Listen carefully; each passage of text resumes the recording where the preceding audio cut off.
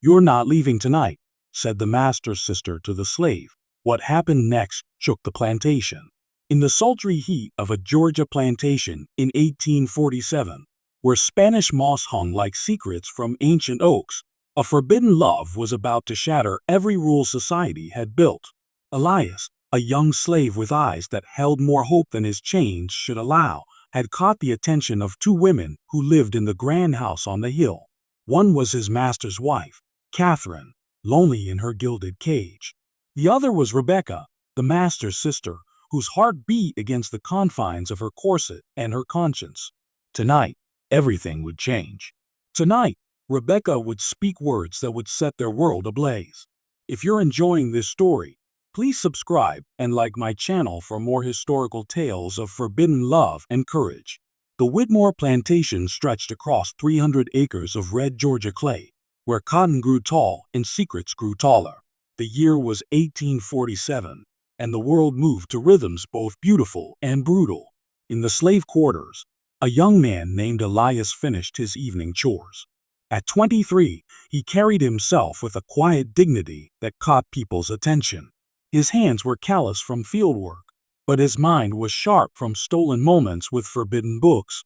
Up in the main house, Catherine Whitmore sat by her bedroom window, watching the sunset paint the sky in shades of amber and rose. She was 30 years old, married for 8 years to Richard Whitmore, a man who loved his cotton more than his wife.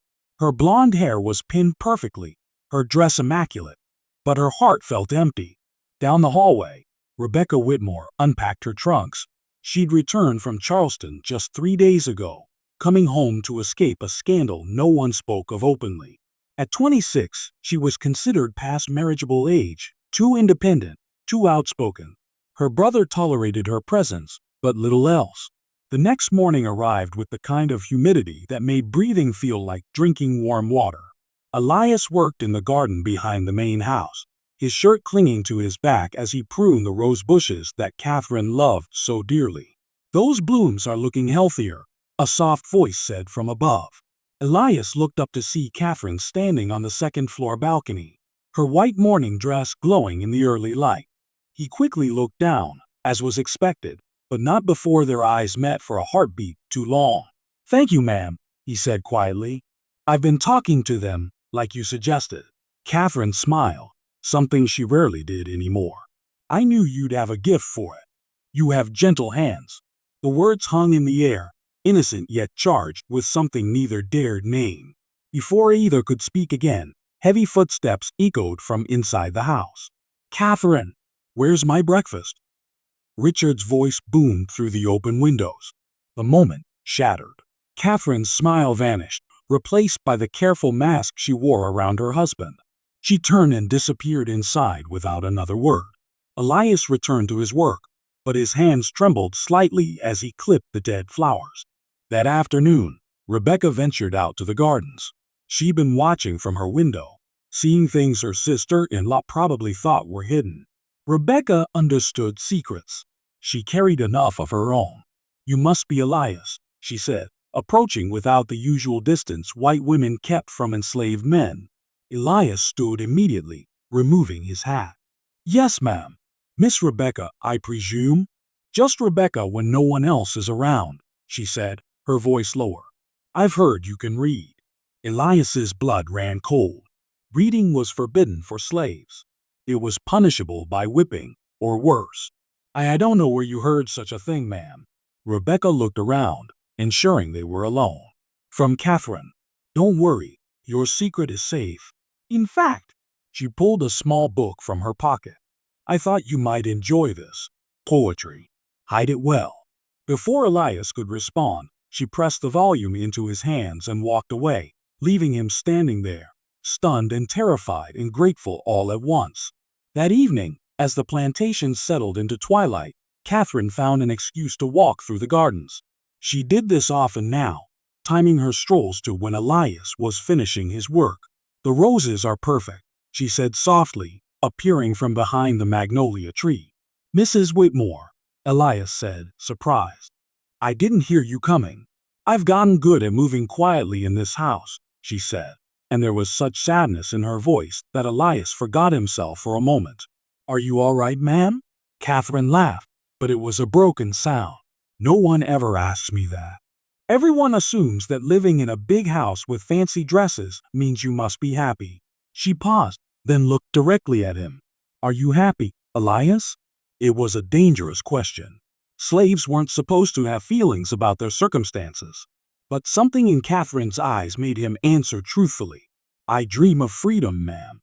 I dream of choosing my own path, loving who I want to love, being seen as a whole person instead of property." "So do I," Catherine whispered. The words hung between them like summer lightning, illuminating a truth neither could speak aloud. They were both prisoners, just in different kinds of chains. From her window above, Rebecca watched this exchange. Her heart pounded as she recognized the electricity between them. She recognized it because she felt it too, every time Elias smiled, every time she heard his voice in the garden below.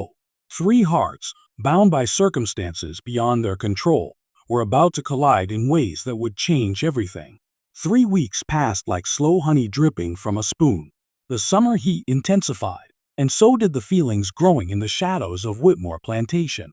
Richard left for Savannah on business, planning to be gone for 5 days.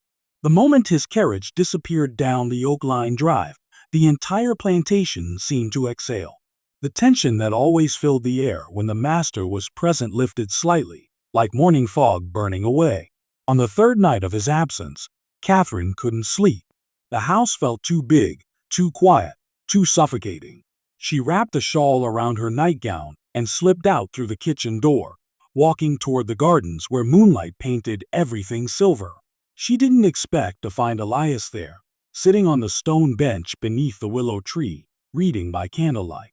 "Elias," she gasped, "you shouldn't be out here. If the overseer sees you, he's drunk and asleep in his cabin," Elias said softly, standing immediately. "I'm sorry, Mrs. Whitmore. I'll go." "No," Catherine said quickly, too quickly. "Please, stay." I couldn't sleep either. They stood there in the moonlight, propriety and desire waging war inside both of them. Finally, Catherine sat on the bench, and after a moment's hesitation, Elias sat beside her, leaving a respectable distance between them. "What are you reading?" she asked. "Poetry. Miss Rebecca gave it to me." He showed her the book, his fingers brushing hers accidentally. Neither pulled away. "Read to me," Catherine whispered. "Please." Elias's voice was low and rich as he read verses about love and longing, about souls recognizing each other across impossible divides. Catherine closed her eyes, letting the words wash over her, and without thinking, she leaned her head against his shoulder. "Catherine," Elias breathed, and it was the first time he'd said her name without the Mrs. or ma'am. She looked up at him, and in that moment, everything else fell away. The rules, the fear, the consequences. His lips found hers in a kiss that was tender and desperate all at once. "I know this is wrong," Catherine whispered against his mouth. "I know we could both die for this, but some things are worth the risk," Elias finished, pulling her closer. Neither of them noticed the figure watching from the darkness near the house. Rebecca had come outside for the same reason as her sister-in-law, seeking peace in the quiet night. She'd seen them meet, seen them sit together, seen the kiss that confirmed what she'd suspected for weeks. Her heart shattered into 1,000 pieces. She loved Elias. She'd loved him from the first moment she'd heard him humming while he worked, seen the intelligence in his eyes, witnessed the gentleness in his spirit. She'd given him books, found excuses to talk with him, dreamed impossible dreams about running away north together where maybe, just maybe, they could be free. But Catherine had gotten there first. Rebecca's hands clenched into fists. She should feel outrage for the impropriety, should report them both to protect the family name. But all she felt was jealousy burning like acid in her chest, mixed with a fierce protectiveness for both of them. She turned to slip back into the house, but her foot caught on a root. She stumbled, and the sound made both Catherine and Elias jump apart like they'd been burned. "Who's there?" Catherine called out, fear sharp in her voice. Rebecca stepped into the moonlight, her face pale but composed. It's just me. Catherine's face went white. Rebecca, please, I can explain. No need, Rebecca said, her voice steady despite the storm inside her. Go back to the house, Catherine. No! Catherine looked at Elias, torn, then hurried away, leaving Elias alone with Rebecca. The silence stretched between them like a rope pulled tight, ready to snap. Miss Rebecca, Elias started. You're not leaving tonight, Rebecca said firmly, stepping closer. The words hung in the air, heavy with meaning. We need to talk. About everything. Elias stood frozen, his heart hammering against his ribs like a caged bird. Rebecca's face was unreadable in the moonlight, and he couldn't tell if she was about to scream for the overseer or something else entirely. Miss Rebecca, please, he said quietly. Mrs. Whitmore didn't do anything wrong. This was my fault. If you need to punish someone. Stop, Rebecca interrupted, her voice cracking. Just stop protecting her for one moment and listen to me. She moved closer, and Elias could see tears glistening on her cheeks. His confusion deepened. I've been watching you both for weeks, Rebecca continued, wrapping her arms around herself. I've seen the way you look at each other, the stolen moments, the quiet conversations. And it's been killing me, Elias, because, she paused, taking a shaky breath, because I feel the same way about you that she does. The world tilted beneath Elias's feet. Of all the things he'd expected her to say, this wasn't even on the list. Miss Rebecca, I don't understand. I love you, she said simply, the words tumbling out like water breaking through a dam. I've loved you since I came home and saw you in the gardens. I've loved you through every conversation, every smile, every moment you didn't even know I was watching. She laughed bitterly. Foolish, isn't it? A white woman from a plantation family, falling in love with a slave. Just as impossible as Catherine's feelings, maybe more so. Elias didn't know what to say. His mind raced with 1,000 thoughts, none of them complete. Rebecca was kind, intelligent, beautiful in her own fierce way. But his heart had already chosen Catherine, even though that choice meant potential death for them both. I don't expect you to love me back, Rebecca said, wiping her tears. I'm not cruel enough to demand that. But I'm standing here at a crossroads, Elias. I could destroy you both with a single word to my brother. She took a deep breath. Or I could help you. Help us, Elias repeated, not daring to hope. Richard will be back in 2 days, Rebecca said, her voice gaining strength. When he returns, he'll notice things. He's not as oblivious as Catherine thinks. The way she smiles now, the light in her eyes, the excuses she makes to be in the gardens. He'll see it, and when he does. She didn't need to finish the sentence. They both knew what happened to slaves accused of inappropriate contact with white women. What are you suggesting? Elias asked carefully. Rebecca pulled an envelope from her pocket. These are papers. Freedom papers. I've been working on them in secret, forging my brother's handwriting.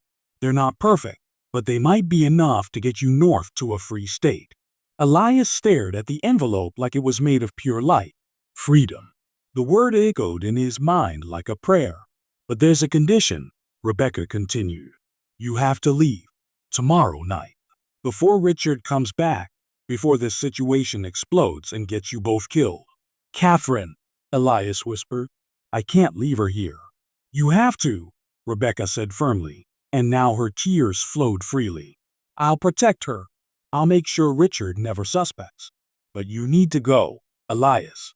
If you stay, you'll both die. Is that what you want? The question hung in the humid night air. Elias thought of Catherine's kiss, the way she'd looked at him like he was a whole person, not property. He thought of the life they could never have here, the love that would always be forbidden and dangerous. I need to talk to her, he said finally. I need to tell her goodbye. Rebecca nodded. Tomorrow evening. I'll arrange it. We'll meet in the old tobacco barn after sunset. But Elias. She reached out and touched his arm gently. This is the only way you survive. The only way she survives. Why are you doing this? Elias asked, searching her face. If you love me, why are you helping me leave? Rebecca smiled sadly. Because that's what love is sometimes. letting go of what you want so the person you care about can live, even if it breaks your heart into pieces. She pressed the envelope into his hands and walked back toward the house, her shoulders shaking with silent sobs. Elias stood alone in the garden, clutching freedom papers in one hand and his breaking heart in the other, wondering how love could feel so much like loss. The next day crawled by like molasses in winter. Elias worked mechanically, his hands moving through familiar tasks while his mind spun in circles.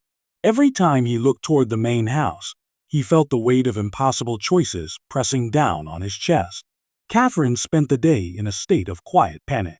Rebecca had told her about the plan at breakfast, speaking in hushed tones while the house staff moved about their morning duties. "He's leaving?" Catherine had whispered, her teacup trembling in her hands. "Tonight?" "It's the only way," Rebecca had said firmly, though her own eyes were red from a sleepless night. "Richard returns tomorrow. If Elias is still here when he arrives, I can't protect either of you." Now, as the sun began its descent toward the horizon, painting the sky in shades of orange and purple, Catherine made her way to the old tobacco barn. Her heart felt like it was tearing in two with each step. Elias was already there, pacing like a caged animal. When he saw Catherine, he rushed to her, pulling her into his arms. "I don't want to go," he said into her hair. "God help me, Catherine, I don't want to leave you." "I know," she sobbed against his chest. "I know, my love. But Rebecca is right. If you stay, Richard will eventually discover us, and he'll kill you." I couldn't live with that. They held each other as the light faded, memorizing the feel of being in each other's arms, knowing these moments were all they'd ever have. "Come with me," Elias said suddenly, pulling back to look at her face. "Catherine, come north with me. We could start over, be together properly." "I can't," Catherine interrupted, tears streaming down her cheeks. "Elias, if I disappear, Richard will hunt us both down. He'd never let his wife run off with a slave. He'd make it his life's mission to find us, and when he did—" She couldn't finish the sentence. "But if I go alone, you'll be here safe," Elias said, understanding dawning painfully in his eyes. "You'll be trapped in this house, in this life." "I've been trapped my whole life," Catherine said with a sad smile. "But knowing you, loving you, these past few weeks have been the only time I've felt truly alive. That's enough. It has to be enough." The barn door creaked open, and Rebecca stepped inside. She'd been standing guard, making sure no one disturbed their goodbye. "It's time," she said gently. "The moon is rising. You need to go while it's still dark enough to move unseen." Elias looked at Catherine one last time, committing every detail of her face to memory. Then he kissed her, long and deep and desperate, pouring everything he felt into that final moment. "I'll never forget you," he whispered against her lips. "And I'll never love anyone the way I love you," Catherine whispered back. Rebecca handed him a small pack she'd prepared. "There's food, water, money, and the freedom papers. Follow the North Star. There are safe houses along the way, people who will help. When you reach Philadelphia, look for a man named Thomas Garrett. Tell him Rebecca Whitmore sent you." Elias took the pack, then surprised Rebecca by pulling her into a brief embrace. "Thank you," he said, "for everything. For your kindness, for your courage, for saving us." Rebecca's composure finally cracked, and she let out a small sob. "Be safe, Elias. Live the life we never could." He nodded, unable to speak past the lump in his throat. With one last look at both women, the two people who had loved him enough to set him free, Elias slipped out into the night. Catherine and Rebecca stood together in the doorway, watching until his silhouette disappeared into the darkness. Catherine leaned against Rebecca, and Rebecca put her arm around her sister-in-law, both women united in their grief and their love for the man who was gone. "What do we do now?" Catherine asked, her voice small and broken. "We survive," Rebecca said firmly. "We protect each other, and we remember him, and we make sure Richard never knows what happened here." "We'll ask about Elias," Catherine said, fear creeping into her voice. "We'll say he ran away, which is the truth. It happens. Richard will be angry, but he won't suspect anything else if we're careful." Rebecca turned to face Catherine. "Can you do this? Can you pretend everything is normal?" Catherine straightened her shoulders, wiping her tears. Years of playing the perfect plantation wife had taught her how to hide her true feelings. "Yes," she said. "For Elias, I can do anything." The two women walked back to the house together, their dresses swishing in the warm night air. Above them, stars began to appear, the same stars that would guide Elias north to freedom.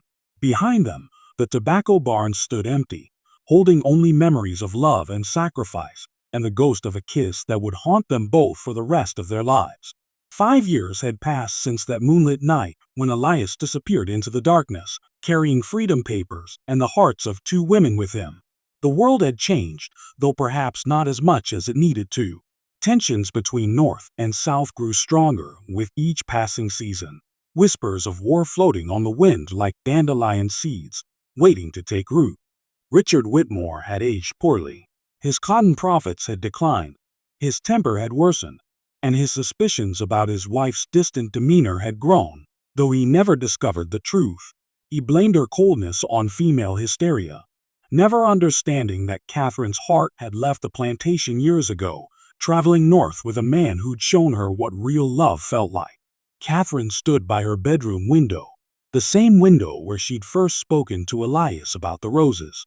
She was 35 now, her blonde hair showing threads of silver, her face more lined, but somehow more peaceful. In her hand, she held a letter, the paper worn from being read hundreds of times. The letter had arrived 3 years after Elias left, smuggled through a network of abolitionists who moved information as carefully as they moved escaped slaves. It was short, written in Elias's careful handwriting. "I am free. I am alive. I think of you every day. I found work as a carpenter in Philadelphia. Thomas Garrett helped me, just as Rebecca said he would. I've learned that freedom tastes sweet, but also lonely when the person you love is still in chains. I pray every night that you find peace, that you find joy, that somehow the world changes enough that love like ours won't have to hide in shadows. You gave me life, Catherine. I carry you in my heart always." Catherine had cried for 3 days when that letter arrived. Rebecca had held her through each wave of grief and joy and longing, understanding everything Catherine felt because she felt it too. Rebecca had never married. She'd refused every suitor her brother had tried to force upon her, becoming known in the county as the difficult Whitmore sister. She didn't care. She spent her time quietly helping slaves escape, using her position and her connections to forge papers and pass information. It was dangerous work, but it gave her purpose, made her feel closer to Elias somehow. On this particular autumn afternoon, Rebecca found Catherine by the window, as she often did. "Still reading it?" Rebecca asked gently, settling into the chair beside her. "Always," Catherine said with a soft smile. "Do you think he's happy?" "Really happy? I think he's free," Rebecca said. "And freedom, even when it's lonely, is better than the alternative." Catherine nodded, folding the letter carefully and placing it in the drawer where she kept her most precious things. "Do you ever regret it? Helping him leave?" Rebecca was quiet for a long moment, watching the sunset paint the sky in familiar colors. "Every single day," she admitted. "But I'd do it again in a heartbeat. Loving someone means wanting them to live, even if it means living without them." "You're stronger than I am," Catherine said. "No," Rebecca corrected. "We're both strong. We survived, didn't we? We kept our secret, protected each other, and we made sure Elias got the life he deserved." Catherine reached over and took Rebecca's hand. Over the years, their shared love for Elias had transformed into a deep bond between them, a friendship forged in sacrifice and secrecy. They were sisters in more than name now, united by the man they both loved enough to let go. "I heard news from town today," Rebecca said carefully. "There's talk that a man named John Brown is planning something big. People say change is coming, that this system of slavery can't last forever." "You think we'll live to see it?" Catherine asked. "Do you think we'll see a world where love like ours wouldn't be forbidden?" "I don't know," Rebecca said honestly. "But I hope so. I hope someday people will look back at times like these and wonder how we could have been so cruel, so blind." They sat together in comfortable silence as darkness fell over Whitmore Plantation. Somewhere in the distance, they could hear the evening songs rising from the slave quarters, voices raised in spirituals that spoke of freedom and promised lands and rivers to cross. Catherine thought about Elias, wondered if he could hear similar songs in Philadelphia, wondered if he ever stood at his own window and thought of her. She hoped he'd found someone to share his life with, someone who could love him openly in the daylight instead of in stolen moments in moonlit gardens. "Do you think he remembers us?" Catherine whispered. Rebecca squeezed her hand. "I think some loves are too powerful to forget. I think we're written in his heart the same way he's written in ours. Time and distance can't erase that." As the stars began to appear one by one, the same stars that had guided Elias to freedom 5 years ago, both women made the same silent wish they made every night: that Elias was happy, that he was safe, that somewhere in his free life, he sometimes smiled when he thought of them. The story of what happened that night in the tobacco barn would never be written in history books. No one would ever know about the master's wife and the master's sister, who both loved a slave enough to save him. But the three of them would carry it forever, a secret testament to the power of love that transcends all boundaries, even the cruelest ones. And in Philadelphia, in a small workshop filled with wood shavings and the smell of fresh cut pine, a free man named Elias paused in his work and touched the small piece of ribbon he kept in his pocket, faded pink silk from a dress Catherine had worn. He closed his eyes and whispered a prayer of gratitude for the two women who had loved him enough to give him wings, even though it meant they could never fly beside him. Some loves are meant to last forever, even when they can't last at all.